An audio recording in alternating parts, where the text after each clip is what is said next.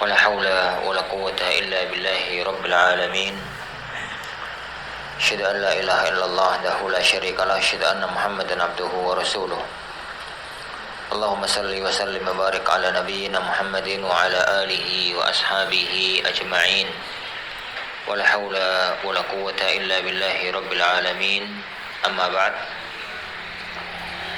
إخواني في الدين أعزني الله وإياكم.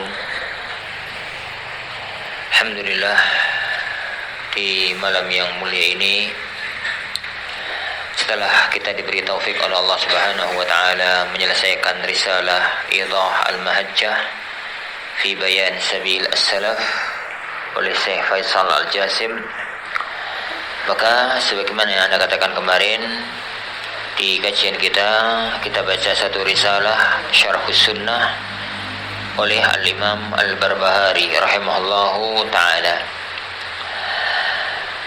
Judul dari kitab ini beliau kasih nama Syarhu yani As-Sunnah, yani syarah yani As-Sunnah. Lafaz As-Sunnah dalam istilah syar'i itu ada beberapa makna. Makna yang pertama, As-Sunnah yang merupakan gandengan dari wajib. Kita kenal wajib dan sunnah. Itu istilah sunnah dalam istilah para ulama-ulama fikih. Ada wajib, ada sunnah. Makna yang kedua, sunnah itu ini adalah gandengan dari Al-Quran. Al-Quran dan As-Sunnah. Jadi Al-Quran dan As-Sunnah. Biasanya istilah ini munculnya di kitab-kitab usul. Tatkala membahas tentang pendalilan, itu adalah Al-Quran dan As-Sunnah. Yang ketiga, makna sunnah yang ketiga adalah lawan kata dari bid'ah. Ini lawan kata dari jadi bid'ah. Kita mengenal bid'ah dan sunnah. Ini bid'ah dan sunnah. Lah, sunnah dalam arti yang ketiga ini adalah jalan beragama yang pernah ditempuh oleh Rasulullah sallallahu alaihi wasallam. At-tariqatu alladzi sara 'alaiha an-nabiy sallallahu alaihi wasallam fid din. Jadi jalan kehidupan yang pernah dijalani oleh Rasulullah SAW dalam dalam beragama. Itu makna sunnah yang ada dalam istilah para ulama.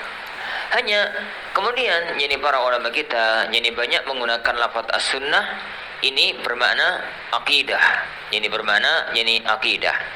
Para ulama tatkala mengistilahkan kajian-kajian akidah dan menulis kitab-kitab akidah, mereka mengistilahkannya dengan banyak istilah. Ada yang mengistilahkannya dengan al-aqidah, dengan akidah. Kita kenal kitab Aqidatus Salaf Ashabul Hadis, gitu ya. Kitab Aqidatus Salaf Ashabul Hadis. Ada yang mengistilahkannya dengan at-tauhid, gitu ya. Kita kenal kitab at-tauhid Al-Imam Ibnu Huzaimah, rahimahullahu taala. Mereka sebagian di antara mereka mengistilahkannya dengan istilah syariah. Al-Imam Al-Ajurri ada kitab syariah. Tapi yang paling kondang mereka mengistilahkannya dengan istilah as-sunnah. Mereka mengistilahkannya dengan istilah as-sunnah. Imam Ahmad ada kitab usul as-sunnah. Abdullah ibnu Ahmad ada kitab as-sunnah. Kitab as-sunnah lagi. Kitab As-Sulus Sunnah wa I'tiqaduddin oleh Abu Hatim dan Abu Zur'ah Ar-Razi. Syarhus Sunnah oleh Al-Imam Al-Muzani.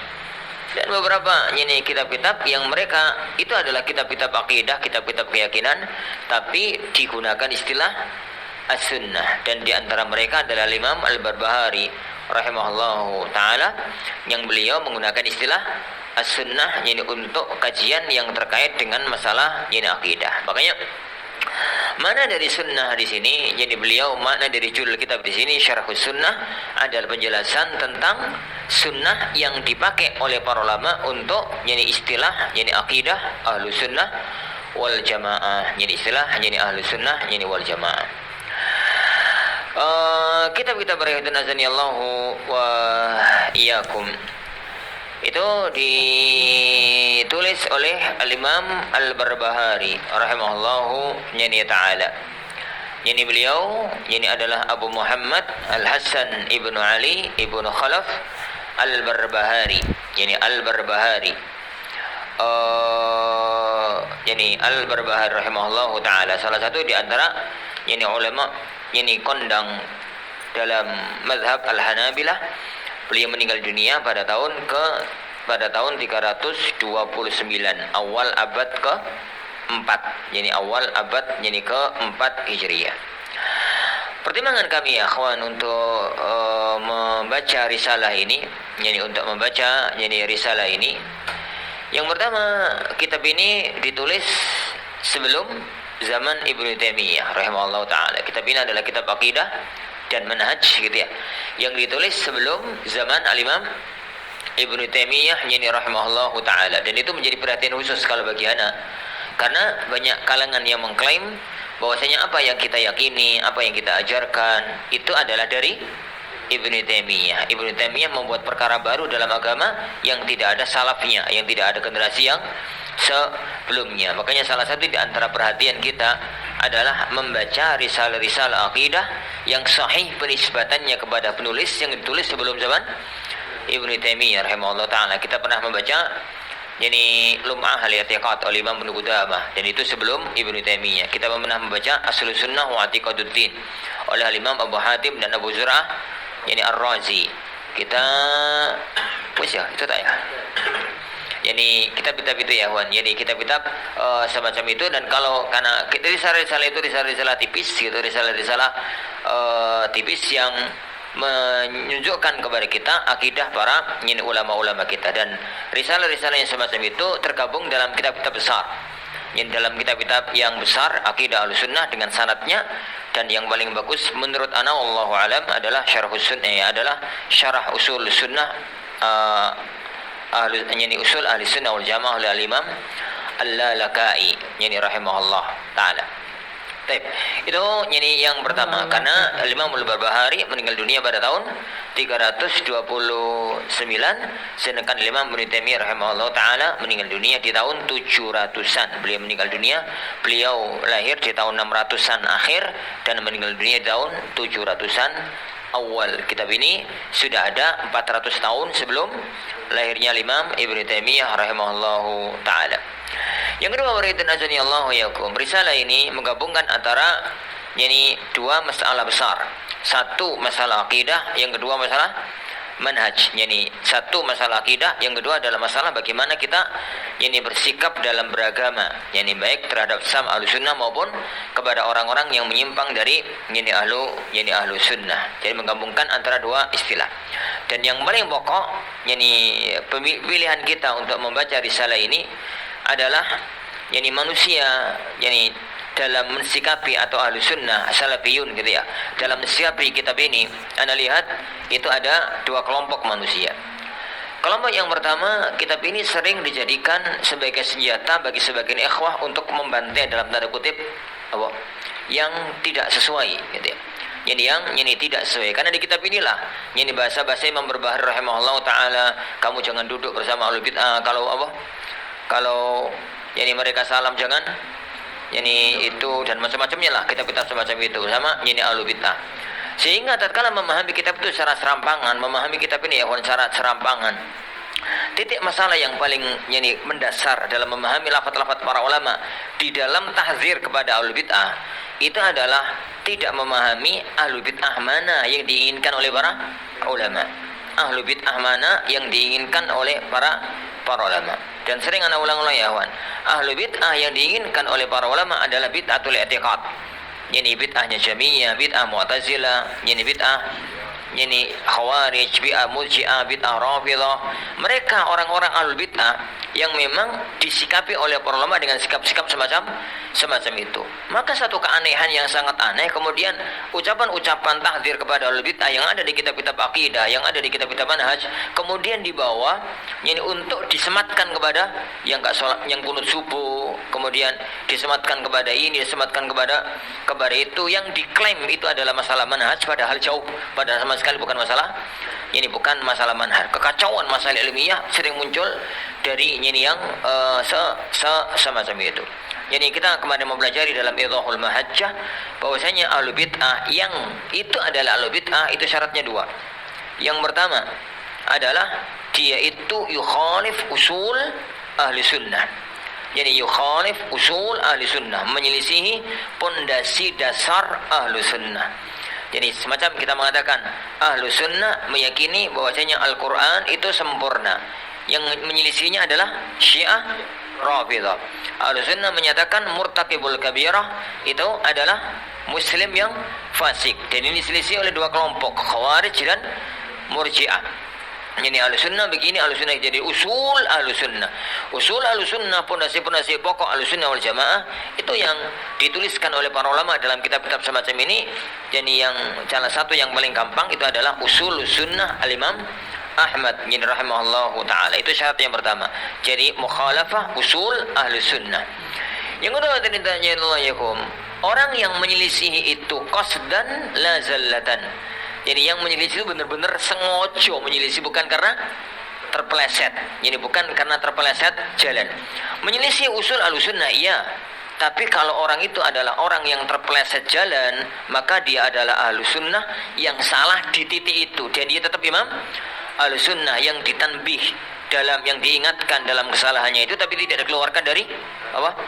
Yani tidak dikeluarkan yani dari ahlussunnah. Jadi dari ahlussunnah. Kalau tidak begitu ya akhwan, maka akan banyak para ulama yang kita keluarkan dari ahlussunnah gara-gara terpeleset satu dua kata.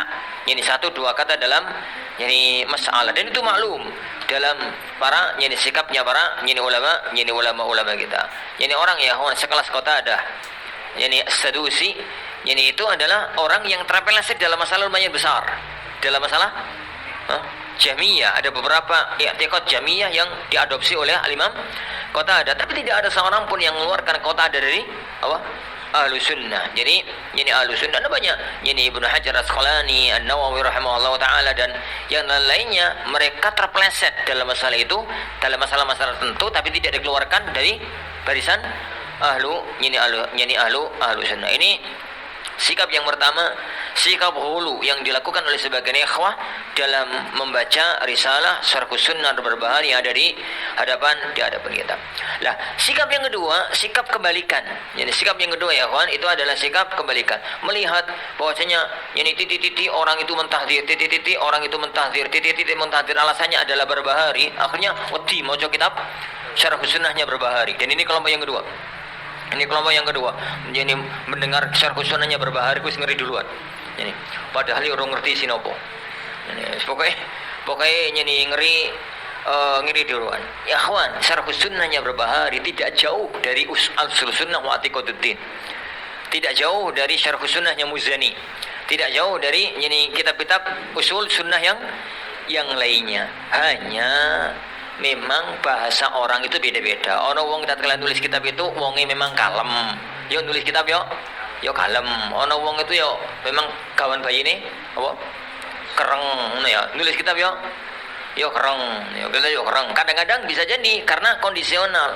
Karena kondisional. Imam Mudzahabi rahimahullah taala misalkan ya pada beliau itu sikapnya kepada sufi itu kan jauh lebih kencang dibandingkan sikapnya kepada ahli bid'ah yang lainnya. Kenapa? Beliau punya masalah pribadi dengan sufi, orang-orang sufi, sehingga beliau tatkala ngomong sufi itu kau kencang. Kalau kamu ketemu sama orang sufi semacam itu, cekilah dia, bantinglah dia, kan itu toh. Ini bahasanya. Lah ucapannya Zahabi ya, kawan, kemudian kita bawa sekarang lalu dipraktekkan. Yuk masuk penjara sampai. Ya masuk. Ini enggak sekedar intoleran ya, kawan, tapi sudah masuk penjara. Sudah masuk penjara, kemudian mengacaukan dunia dakwah. Makanya kita baca ini ya, untuk kita mensikapi membaca risalah ini dengan mengambil keterangan para ulama-ulama kita, untuk mensikapi bagaimana akidah Ahlussunnah wal Jamaah yang ditulis oleh Imam Al-Barbahari rahimahullah taala, yang beliau itu adalah tidak menyelisih dari kitab-kitab yang ditulis oleh para ulama-ulama yang lainnya. Nah,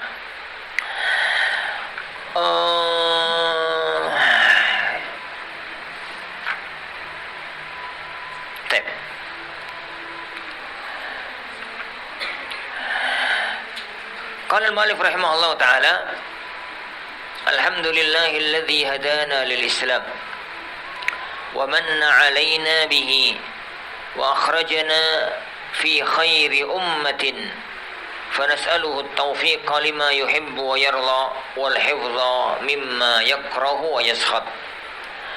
Alhamdulillah, yani segala puji yani bagi Allah.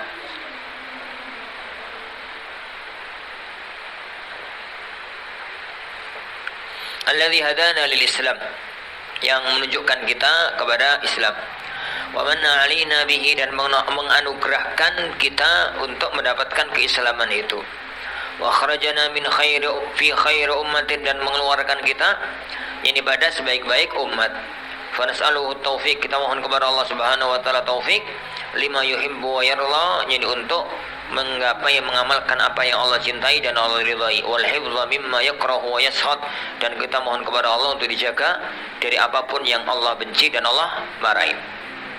Beliau yani memulai kitabnya dengan pujian kepada Allah Subhanahu wa taala. Alhamdulillah, itu adalah zikru mahasinil ghair ma'al mahabbati wa ta'zim.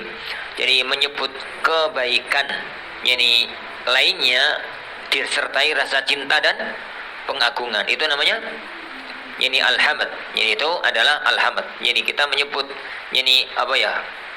Sifat-sifat baiknya Allah Subhanahu wa taala, dan di dalam hati disertai dengan rasa cinta dan ini pengagungan. Tatkala kita mengatakan subhanallah, alhamdulillah, la ilaha illallah, Allahu akbar, lalu dalam hati kita ini itu adalah ada rasa cinta dan pengagungan, maka itu namanya hamd. Adapun kalau tanpa rasa cinta dan pengagungan, sekedar lisan tanpa masuk ke dalam hati, ini pada waktu mengucapkannya, itu istilah bahasa Arabnya adalah madh. Sama-sama pujian. Ini hanya hamd itu menyatukan antara lisan dengan hati, sedangkan madh tidak mesti penyatu antara lisan dengan hati.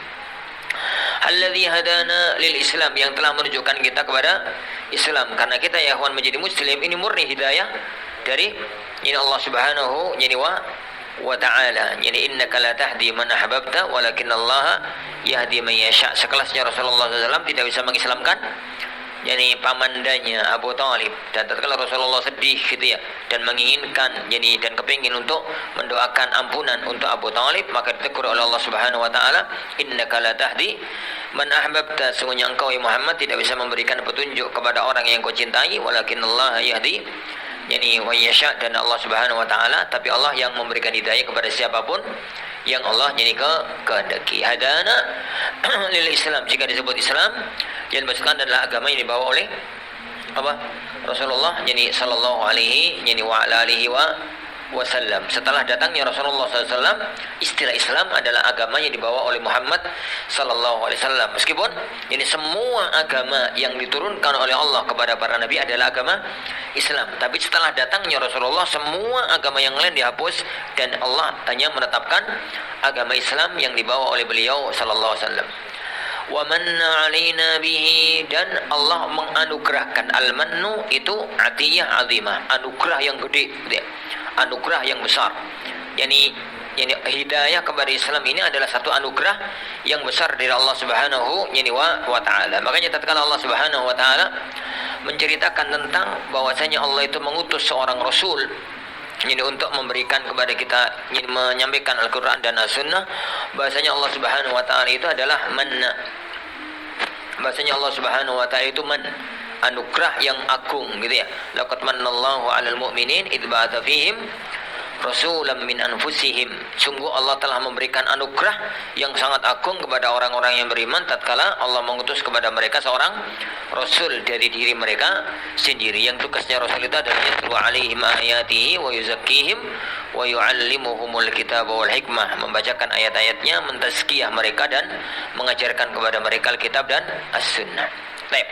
Wa kharajana, dan Allah Subhanahu wa taala mengeluarkan kita fi khairi ummatin, pada sebaik-baik ini umat, mengisyaratkan pada firman Allah Subhanahu wa taala, kuntum khaira ummatin, kalian adalah sebaik-baik umat. Dan dahulu pernah kita bahas masalah ayat itu, kuntum khaira ummatin. Para ulama tafsir itu terbagi dua. Para ulama tafsir terbagi dua dalam menafsirkannya. Sebagian ahlul ilmi mengatakan kuntum, antum di situ adalah sahabat. Kuntum khaira ummatin, kalian wahai para sahabat adalah sebaik-baik umat. Kuntum khaira ummatin ukhrijat linnas, yang dikeluarkan untuk seluruh manusia. Ini tafsir yang pertama. Tafsir yang kedua, kuntum di situ adalah ayyuhal mu'minun, semua orang yang beriman. Kuntum, kalian, yakni adalah sebaik-baik umat yang dikeluarkan dari manusia adalah artinya adalah semua orang yang yang beriman. Dan ini zahir, ini pendapat yang kedua ini zahir yang dipegang oleh Imam Al-Barbahari, sehingga beliau mengatakan wa akhrajana fi khairi ummatin. Berarti beliau memahami bahwa khairu ummah itu bukan khusus sahabat. Khairu ummah itu juga berlaku ini untuk kita kaum mukminin, karena dipastikan beliau wafat tahun 329. Itu sahabat enggak, tabi'in enggak, tabi'ut tabi'in enggak, tabi'in juga enggak. Wis lewat jauh. Ini wis lewat jauh. Wallahu alam. Adapun dalam pendapat yang pertama, kuntum khaira ummatin ukhrijat linnas, ayat ini tertuju hanya kepada sahabat. Maka barang siapa yang kepingin untuk menjadi khair ummah, maka lakukanlah amal kayak para sahabat. Mirip-mirip sebenarnya antara dua tafsir itu, ini hanya titik tekannya yang berbeda. Baik, lalu beliau berdoa kepada Allah Subhanahu wa taala, dan ini ya salah satu di antara adab seorang mukmin tatkala interaksi dengan Allah Subhanahu wa taala, ini jangan mengandalkan kecerdasannya, jangan mengandalkan kepintarannya, jangan mengandalkan lingkungannya sudah baik, jangan mengandalkan ilmunya. Semua itu hanyalah wasilah. Intinya adalah taufik dari Allah Subhanahu wa taala kepada seorang hamba. Taufik dari Allah Subhanahu wa taala kepada seorang hamba. Maka kita selalu mohon kepada Allah taufik untuk bisa mengamalkan apapun yang Allah cintai dan ridhai, dan kita mohon kepada Allah agar dijaga dari semua yang yang Allah benci dan beliau marahi. Nah, i'lamu, ketahuilah. I'lamu, ketahuilah. Kalimat pembukaan. Agar orang itu perhatian. Sebelum masuk kepada inti materi. I'lamu annal islama huwa sunnah, bahwasanya Islam, hakikat Islam itu adalah sunnah itu sendiri. Was sunnah hiyal Islam, dan sunnah adalah Islam. Wala yaqumu ahaduhuma illa bil akhar, dan tidaklah tegak salah satu dari keduanya, Islam dan sunnah, kecuali dengan yang lainnya. Beliau mengatakan Islam yang sejati itu adalah Islam yang itu adalah sunnah. Sunnah di sini artinya adalah ajarannya Rasulullah sallallahu alaihi wasallam. Sunnah dalam arti yang ketiga yang Anda katakan tadi. Sunnah dalam arti at-tariqah, was-sirah alladhi ja'a bihi an-nabi sallallahu alaihi wasallam, alladhi sara 'alaiha an-nabi sallallahu alaihi wasallam. Ajaran jalan kehidupan dalam beragama yang dijalani oleh beliau sallallahu alaihi wa ala alihi wasallam. Kenapa ya, kawan? Kenapa beliau mengatakan Islam itu adalah sunnah dan sunnah itu adalah Islam? Tatkala Allah Subhanahu wa taala berfirman, "Innad dina 'indallahil Islam." Bahwasanya agama yang Allah ridhai hanyalah agama Islam. Maklum, dalam memahami satu teks lafaz ya, apapun itu, orang itu, kita itu wajib memahami satu makna lafaz dengan kondisi makna lafaz itu di zaman lafaz itu diucapkan. Di zaman lafaz itu diucapkan. Jadi tatkala Allah berfirman innad dina 'indallahil Islam, bahwasanya agama yang Allah ridhai adalah agama Islam, itu bukan Islam yang sekarang ini, tapi Islam yang ada saat ayat ini turun. Islam yang ada di zaman Rasulullah sallallahu alaihi wasallam. Sehingga ayat innad dina indallahil Islam tidak bisa dikebara mana Allah itu ridha kepada Islam. Apa wae pokoknya Islam, mau Islam abangan, mau Islam Darmo Gandul, mau Islam Murji'ah, mau Islam Khawar, pokoknya Islam berarti masuk dalam innad dina indallahil Islam. Lalu menggunakan kaidah-kaidah ini lafaz umum dibawa kepada keumumannya. Itu jauh dari makna. Jadi satu kaidah yang dipahami. Tatkala ucapan itu diucapkan, maka makna lafaz itu kalau dibaca jauh setelah zaman itu harus difahami kepada lafaz yang ada. Kepada lafaz yang ada. Misalnya 300 tahun yang lalu, misal 300 tahun yang lalu. Zaman apa kira-kira? Ada seorang pujangga misalnya, yang dia itu cerita di kitabnya tentang jernihnya Sungai Kalimas Surabaya. Sungai sing kotor kok jenenge? Kalimas ya. Sing mboten kotor Surabaya itu. Ya benar, Kalimas ya. Yani Kalimas Surabaya, dia menceritakan sedang berada di tepi sungai, airnya indah. Kalimas itu ya, airnya jernih, banyak anak ikan yang berenang gitu. Terus kita baca sekarang ya, Wan, kita mendustakan? Enggak. Dia itu bicara jujur karena tidak sedang menceritakan Kalimas di zaman kita. Beliau sedang menceritakan Kalimas di zaman itu. Kalimas yang ada ini di zaman itu. Dan ini juga berlaku bagi firman Allah, kaidah ini juga berlaku bagi firman Allah, berlaku bagi sabda Rasulullah sallallahu alaihi wasallam, berlaku bagi ucapan para ulama. Makanya beliau mengatakan agama Islam yang benar adalah Islam yang itu adalah sunnahnya Rasulullah sallallahu alaihi wasallam. Jadi Islam itu adalah sunnahnya Rasulullah. Sunnahnya Rasulullah itulah Islam yang sejati, bukan Islam yang setelahnya. Jadi bukan Islam yang setelahnya. Itu mana? Wala yaqumu ahaduhuma illa bil akhar. Dan tidaklah tegak, Islam itu tidak bisa tegak kecuali dengan sunnah, dan sunnah tidak bisa tegak kecuali dengan adanya Islam itu sendiri. Dan ini berlaku pada semua permasalahan agama, permasalahan agama. Lalu dia mengatakan faminas sunnati, dan di antara as-sunnah, di antara pokok ajaran Islam, di antara pokok-pokok as-sunnah adalah luzumul jamaah. Ini luzum al-jamaah, menetapi, memegang teguh terhadap al-jamaah. Faman raghiba 'anil jama'ati, yani barang siapa yang membenci jamaah, wa faraqaha, dan memisahkan diri darinya, faqad khala'a ribqatal islami fi 'min 'unuqihi, maka dia telah melepas tali keislaman dari lehernya. Wa kana dhallan, yani mudhillan, dan dia itu adalah dhallan, yani mudhillan, yani sudah sesat dan menyesatkan. Sesat dan menyesatkan. Baik. Di antara pokok-pokok sunnah, di antara pokok-pokok Islam, di antara pokok-pokok ajarannya Rasulullah SAW, min di situ min litaba'id. Ini litaba'id artinya adalah arti sebagian. Di antara, gitu ya. Di antara sunnah, di antara pokok-pokok ajaran agama adalah luzumul jamaah, menetapi jamaah. Jamaah ini apa ya, Hon? Jamaah ini ya pasti bukan jamaah ini apa? Jamaah yang dimaksudkan di sini adalah jamaah yang dipahami oleh para ulama di zaman itu. Ini kitab ini ditulis di tahun 300-an. Jamaah yang dipahami oleh para ulama di zaman itu. Dan maklum bahwasanya makna jamaah yang ada dalam istilahnya para ulama itu adalah jamaah yang pernah ditafsirkan oleh Abdullah ibnu Mas'ud.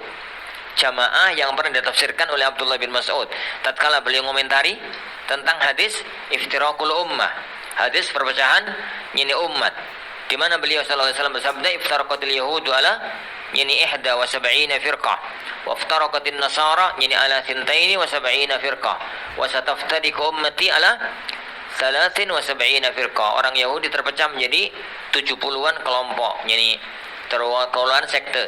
Jadi orang-orang Nasrani terpecah menjadi 70-an yang lebih, jadi lebih banyak dibandingkan dengan Yahudi. Dan kaum muslimin perpecahannya akan melebihi perpecahan orang-orang Yahudi dan orang-orang Nasrani. Lalu beliau mengatakan kulluha finnar illa wahidah, semuanya itu terancam masuk neraka kecuali satu yang selamat. Lah yang satu itu, para sahabat lalu bertanya, manhum ya Rasulullah, yang satu ini siapa ya Rasulullah? Rasulullah SAW menjawab dengan 3 jawaban. Yang pertama, beliau mengatakan al-jamaah, hiya al-jamaah. Dalam redaksi yang lain beliau mengatakan hiya as-sawadul a'lam. Dalam redaksi yang lain beliau mengatakan ma'ana alaihi wa ashabi. Dan sudah maklum dalam periwayatan hadis ya ikhwan, kalau hadis itu satu makhraj, dan beda alfaz, beda lafaz, maka berarti maknanya itu adalah yufassir ba'duha ba'dha. Kalau dalam ilmu qiraah itu al-qiraat tufassir ba'duhu ba'dha, dalam ilmu hadis ar-riwayat tufassir ba'duhu ba'dha. Kalau dalam dunia qiraatul Quran ya kawan, antara qiraahnya Hafaz, qiraahnya Asim, qiraahnya Ibnu Katsir, qiraahnya Kisai, itu kalau ada perbedaan maka berarti saling saling menguatkan antara satu qiraah dengan qiraah yang lain. Adapun dalam dunia hadis, kalau terjadi beberapa riwayat, maka riwayat itu saling menguatkan. Mananya jamaah ya sawatul alam ya apa? Ya ma ana alaihi wa ashabi. Karena tiga lafaz toh. Lafaz yang pertama hiyal jamaah, yang selamat itu adalah jamaah. Lafaz yang kedua, yang selamat itu sawatul alam. Sawatul alam itu kalau kita terjemahkan kelompok terbesar. As-sawat itu rombongan gitu ya. Al-alam yang terbesar. Yang ketiga ma ana alaihi wa ashabi. Golongan yang itu adalah golonganku dan para sahabatku dan para sahabat. Jadi kalau begitu, makna dari jamaah ini adalah jamaahnya Rasulullah Sallallahu Alaihi Wasallam dan jamaahnya para sahabat. Yang mereka di saat Rasulullah ngomong ini adalah kelompok terbesar dibandingkan dengan orang munafik, dibandingkan dengan ini, dibandingkan itu tuh kelompok-kelompok kecil. Kelompok yang terbesar di zaman itu adalah para sahabat-sahabat yang mereka kokoh di dalam agamanya. Makanya tatkala kemudian hari bergeser, waktu bergeser, Abdullah bin Mas'ud sudah mulai sepuh. Waktu sudah mulai ada konflik politik, sudah mulai ada konflik agama, sudah mulai ada konflik apa. Tatkala beliau ditanya oleh orang-orang di zaman beliau itu tatkala ditanya jamaah itu apa toh? Apa kata beliau? Antakuna 'alal haq walau kunta wahdak. Kata beliau, jamaah yang dimaksudkan oleh Rasulullah SAW itu bukan aki-akian kelompok, bukan banyak-banyaknya golongan, tapi antakuna 'alal haq walau kunta wahdak. Engkau itu berada di jalan kebenaran meskipun kamu cuma sendirian. Kenapa? Jamaah di sini adalah jama'atun Nabi. Jamaahnya Rasulullah Shallallahu Alaihi Wasallam, jama'atul muslimin, jamaah kaum muslimin yang ada di zaman para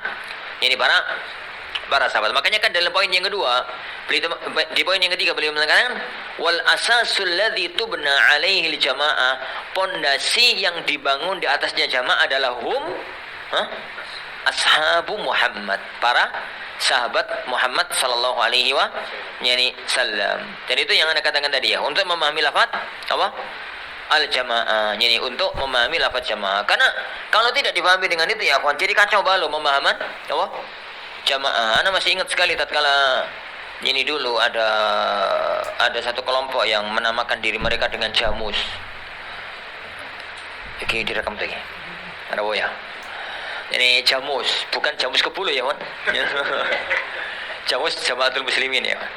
Jadi di Indonesia ini pernah muncul satu kelompok yang menamakan dirinya dengan Jamaatul Muslimin. Singkatannya Jamus. Mereka itu goblok, kenapa kok disingkat dengan Jamus? Padahal Jamus itu kebo, bodoh koyo kebo, ini bodoh jadi koyo kebo. Dan koyo namanya cocok kok. Jadi dinamakan dengan Jamus itu dan ngomong apa mas? Ini Jamus, Jamaatul Muslimin. Tatkala satu keunikan yang Anda sampai ketawa, tatkala diskusi masalah itu Anda sampai ketawa. Gara-garanya itu mereka mengatakan jamaah mereka yang dinamakan dengan Jamaatul Muslimin itu adalah jamaah yang benar gitu ya. Lalu membawakan hadis Hudzaifah yang masyhur. Hadis Hudzaifah yang masyhur tatkala ya Rasulullah mengatakan, ya Rasulullah dulu kita dalam kejelekan, sekarang dalam kebaikan ya Rasulullah, apakah sampai akhir di ujung dari hadis itu kan ilzam. Beliau mengatakan kalau nanti ya Rasulullah sudah tidak ada lagi khalifah, sudah umat itu sudah terpecah kemana-mana, apa yang harus kami lakukan? Kata beliau sallallahu alaihi wasallam, ilzam jama'atul muslimin wa imamahum. Kalau kita terjemahkan lantaraklah, pegang teguh jamaatul muslimin dan imamnya jamaatul muslimin. Loh yang benar kita, kata Rasulullah. Kaget duduk aku. Kapan Rasulullah kenal sampean? Jadi itu ya kawan, dalam dunia istidlal, dalam dunia istidlal, pengambilan dalil itu kacau balau. Kacau balau dari sisi dari sisi yang semacam semacam itu. Memangnya tatkala Rasulullah SAW ngomong ilzam jamaatul muslimin, kemudian Rasulullah sudah memahami apa yang akan terjadi di Indonesia lagi di abad di abad ini. Jadi jamaah yang dimaksudkan di sini, yang beliau maksudkan adalah jamaah yang ada dalam hadis yang kita sebutkan tadi, dan itu yang difahami oleh para ulama. Apa itu? Jamaatul haq. Jamaah yang berada di atas kebenaran meskipun cuma satu orang. Jadi antakuna 'alal haq walau kunta wahdak. Jadi engkau itu berada di atas kebenaran meskipun kamu itu cuma sendirian. Makanya beliau melanjutkan di sini. Faman raghiba 'anil jamaah, barang siapa yang membenci jamaah yang itu, jamaah yang tadi kita bahas. Barang siapa yang membenci jamaah yang itu, wa faraqah, dan memisahkan diri, gak mau gabung dengan jamaahnya kebenaran yang dibawa oleh Rasulullah sallallahu alaihi wasallam, faqad khala'a ribqatal islami min 'unuqih, berarti dia telah melepas ikatan keislaman dari lehernya. Kenapa ya, Wan? Yani karena dahulu orang-orang Arab pada zaman dahulu itu kalau menggembalakan kambing, yani pokok-pokok itu diikat, yang kecil-kecil itu dibiarkan umbiar gitu, tapi yang pokok-pokok itu diikat. Kenapa? Ini pokok yani kambing-kambingnya induk-induk itu kalau diikat, itu yang kecil-kecil juga nggak akan yani ke kemana-mana, yani nggak akan yani ke mana-mana. Kalau dalam dunia tawon ya ratu nih dicekel ngono anak buah, yani ikut. Di dalam dunia ayam ya babone ini dicekel ngono yo anak-anake ini ikut. Kalau dalam dunia peternakan orang Arab dulu, jadi mereka itu ada kambing-kambing utama. Itu yang dimanuti sama kambing-kambing yang lainnya. Itu kalau diikat itu sudah, yang lainnya nggak akan ini kemana-mana lah. Jadi Rasulullah mengkiaskan, beliau mengatakan faqat khala'a ribqatal islam minun. Karena ini lafaz hadis ya, Wan. Ini dalam catatan kaki, ini di sisi situ. Ini dalam catatan kaki yang ketiga, Imam Ahmad meriwayatkan dari hadis Abu Dzar, Rasulullah SAW bersabda, man faraqal jamaah, barang siapa yang memisahkan diri dari jamaah shibran, meskipun hanya satu jengkal, faqad khala'a ribqatal islam min unuqih. Jadi lafaz yang di atas itu lafaz hadis, tapi tanpa mengisyaratkan kalau itu adalah sebuah hadis. Dia telah melepas ikatan Islam dari lehernya. Wakana, dan kalau sudah lepas dari ikatan Islam, maka yang terjadi adalah dhallan, dia sendiri sesat, lalu dia bisa menyesatkan kepada orang-orang lain. Wallahu a'lam. Insyaallah ini yang kita pelajari. Nek cara ini suwi ki katami. Karepku kalau kita percepat kan ya. Hah? Tapi ya insyaallah. InsyaAllah subhanahu wa ta'ala, ini yang kita pelajari bersama. InsyaAllah kita lanjutkan pada waktu yang akan datang. Bi'idhin Rabbina tabaraka wa ta'ala. Kita akhiri majelis kita. Subhanakallah wa hamdik, asyhadu an la ilaha illa anta, astaghfiruka wa atubu ilaik. Wa sallallahu wa sallama wa baraka nabiyina Muhammad. Assalamualaikum warahmatullahi wabarakatuh.